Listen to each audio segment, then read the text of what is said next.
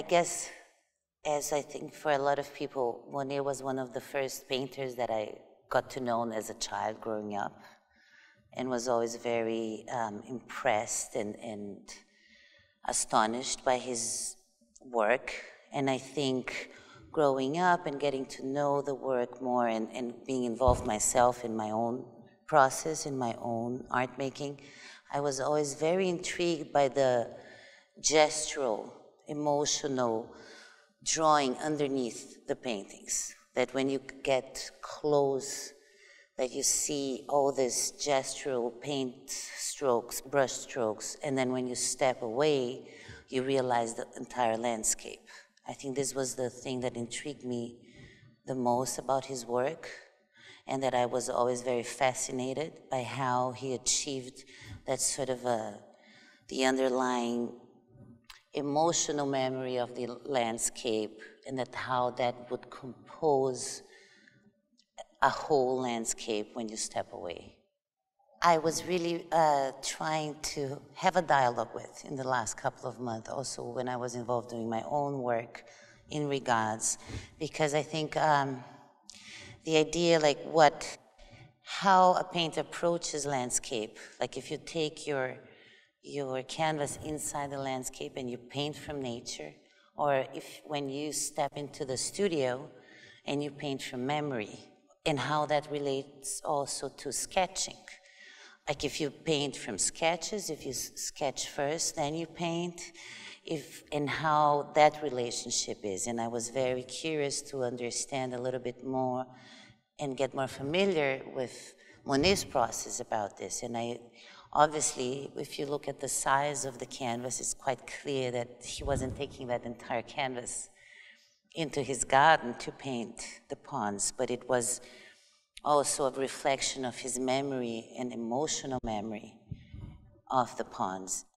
Monet didn't really want to reveal the sketches because he was actually standing in this posture of a painter that doesn't do sketches. So I was very intrigued about this controversy, because for me, the croquis and the sketches have that intent and that emotional. There is a very fluid dialogue between the drawing and the painting, and they do become one, which I think is quite mesmerizing. And for me, in my practice, I always thought about it in a way that I never wanted the drawing to underline or to be on top of the painting.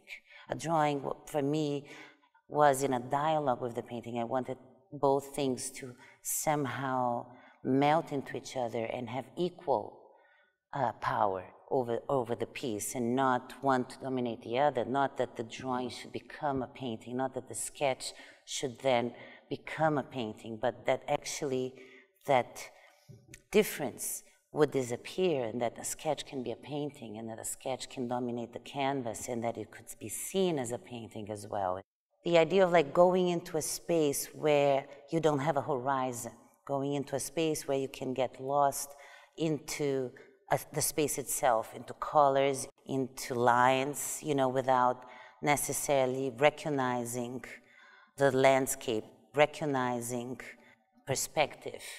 And I think underwater was always, for me, very fascinating, the way you lose dimensions a little bit. You know, your body underwater becomes a different shape, and it elongates, and it loses perspective, and it gets light. You get light, there's no volume anymore.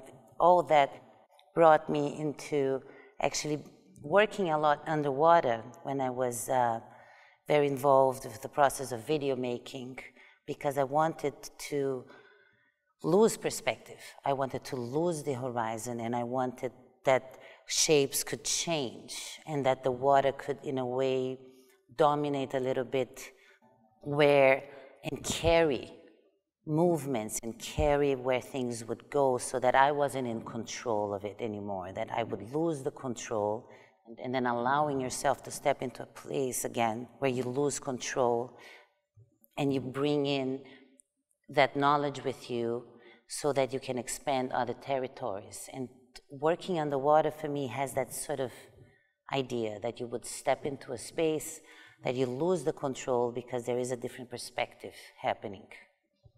I think walking through those both spaces, you know, and having that feeling almost that you are underwater, that you are in an aquarium, that you lose perspective and you lose the horizon line, because I think for me, one of the most fascinating ideas about those paintings for the time that Monet was working, there is no horizon. You get really lost in those vast color fields, and everything starts morphing. So all these organic shapes and those flowers, they melt into these gestural paintings. It is like a feeling like you are underwater, like things get distorted, and like you would see algae and you would see organic forms coming into life in a underwater, in a marine landscape.